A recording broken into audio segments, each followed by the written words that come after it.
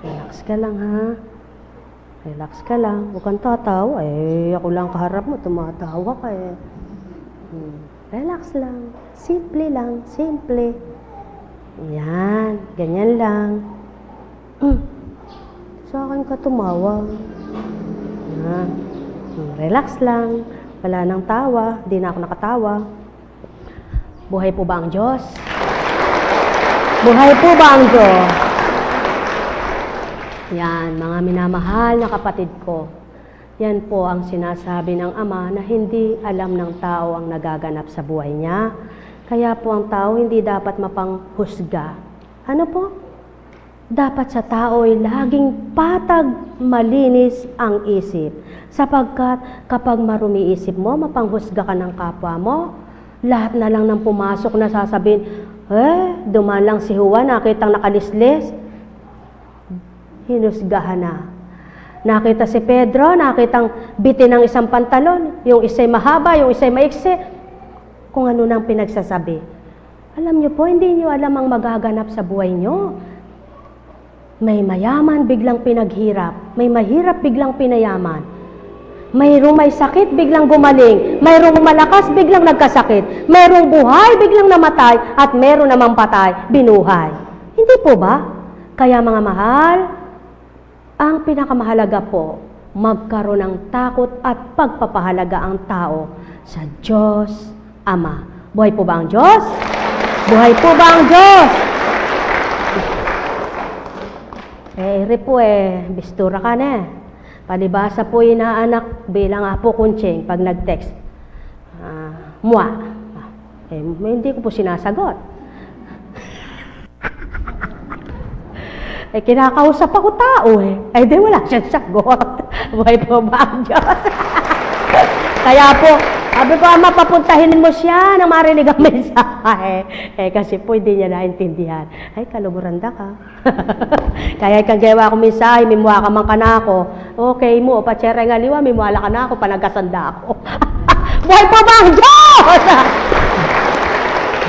Gawa ra kang halimbawa. Ibig ko sabihin sa Tagalog, siya ginawa kong sample kasi inaanak ko siya Hindi pala ako, yung pala si kapatid na Nilo. Kahit magalit siya sa akin, sigurado ninang niya pa rin ako Pero kapag ang ginawa kong halimbawa, iba mumurahin ako niyan. Siya hindi niya ako mamumura Buhay po ba ang Diyos? Kaya matalino man ang matching na paglalalangan din. Buhay po ba ang Diyos? Akala naman po kasi po kung hindi nag-aral yan, tatanga-tanga yan. Yun ang alam mo. Buhay po ba ang Diyos? Buhay po ba ang Diyos? Kaya naku po, pag may tuso, sigurado may nagpapatuso. Pag may tanga, siguradong may matalino. Kaya lamang po, siguradong walang ibang Diyos, maliban isa lang ang Diyos. Tandaan po ninyo, kapag may gumawa ng himala, yung hiwaga, kung dito lang sa lupa, halimbawa ay magic, nag-magic siya. Subalit walang makapaggagawa at gagawa, wala pong makagagawa ng langit at lupa. Dahil pa ba ang Diyos? Tama po ba? Yung tao kayang manggaya kung gusto niyang mag-magic. Kaya niyang gayahin yung ginagawa ng kapwa niya. Subalit ang di alam ng tao, ang di niya kayang gawin, ang gawin at ginawa ng Amang Dakila. Buhay po ba ang Diyos? Kaya mga mahal ko, dapat po nagninilay ang tao, dapat po nagtatanto ang tao. Bisa ka Manula. Bisa ka Manula. Hagyuma. Aro, pagkalyanda ka naman tayong paligi. Buri mo ita. Sige, panulwanda ka, bisa ka. Aro, sabyanda na naman kaya, may dagdagan niya yung berat ka nga po. Nakanda ka ba doon, anak? Alam niyo po, kumukurukurubdob ang puso ko pagka halimbawa may dinadatala na tagapaligi. Diyos ko, nababanaag ko po, sigurado sabi na naman, nadagdagan ng mga hinirang na luka-o-luka ni Akonche. Bure mo ita.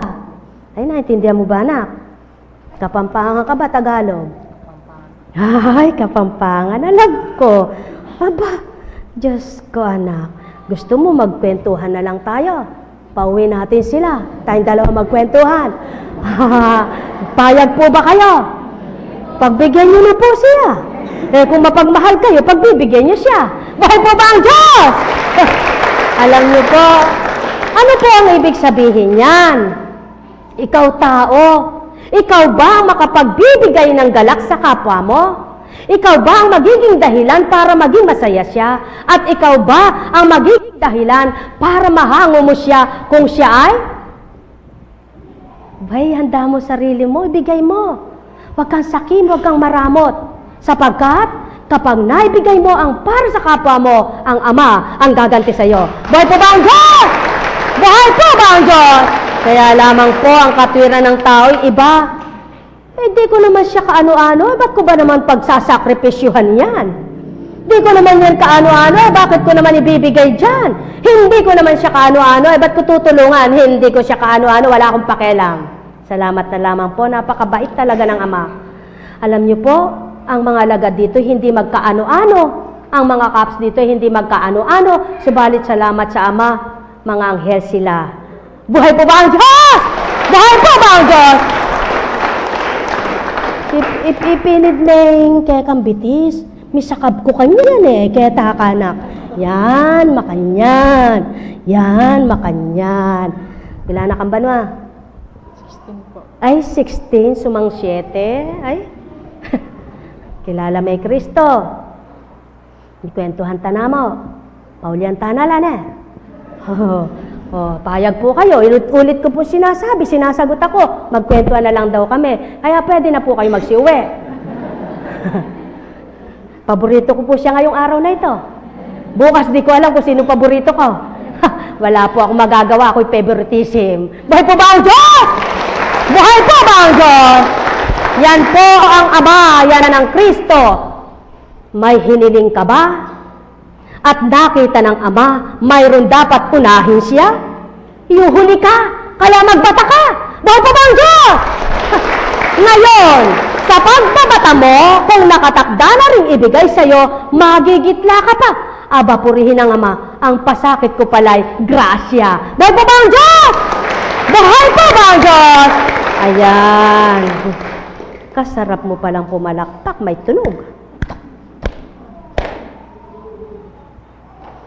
Talagang manggagamot ka ba? Kaya mo. Sigurado ka. Sasama ka sa kanila. Manggagamot ka. Sasamahan mo mga yan. Manggagamot ka. Sasamahan mo mga yan. Manggagamot ka. Talaga? Gusto mo manggamot? Tumayo ka nga, anak. Tanggap niyo po bang manggagamot ito?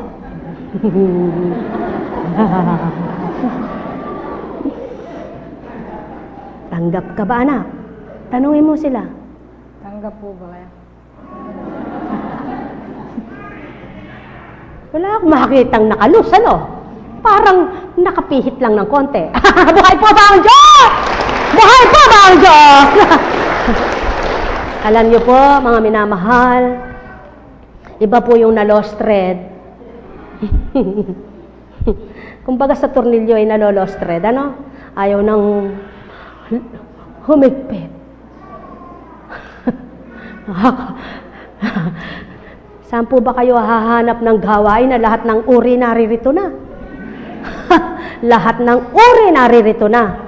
Nandito mabubuti, nandito masasama, nandito lahat ng uri ng sakit.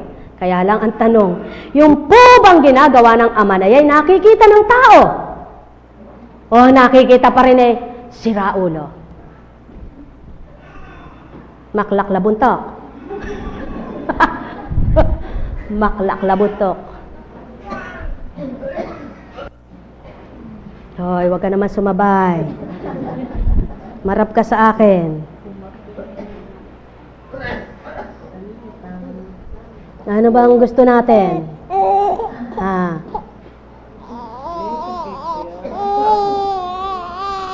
Oh, gutom na, mainit.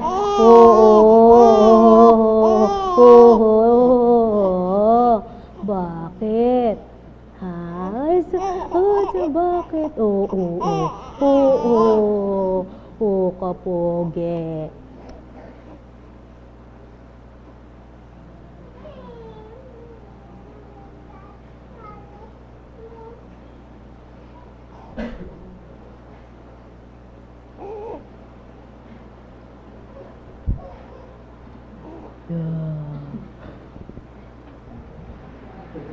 Bait na. Bait. Buhay po ba ang Diyos? Bukas babalik ka rito. Ay, sigurado. Babalik ka. Araw-araw babalik ka. Ay, salamat sa Panginoon. Kung minsan nagpapasalamat ako, anak may nagkakasakit. Walang yaka po, Kuchi. Ba't pinasasalamatan mo may magkakasakit? Wala po kaming paglilingkuran pag walang may sakit. Buhay po ba ang Diyos? Buhay po ba ang Diyos? Kaya lamang po, mayroong kasunod yun. Mahirap pong gamutin naman yung may sakit siya ganito Kasi po kahit ano sabihin mo, hindi pakikinggan. Kasi iba isip, iba naman ang dibdib. Kaya po, kung pwede lamang po ora mismo kapag gano'n ang may sakit pagalingin mo na. Kasi mahirap pong gamutin. Buhay po ba ang Diyos? Kaya ikaw, magaling ka na ha? Magaling ka na. Anong pangalan mo? Joel po. Joel Pilago. Pilago. Ilan taong ka na? 16. Anong year ka na? First year. Pumapasok ka araw-araw. Ano nung pangalan ng nanay mo? Digna. Sa nanay mo, sa apelyido niya.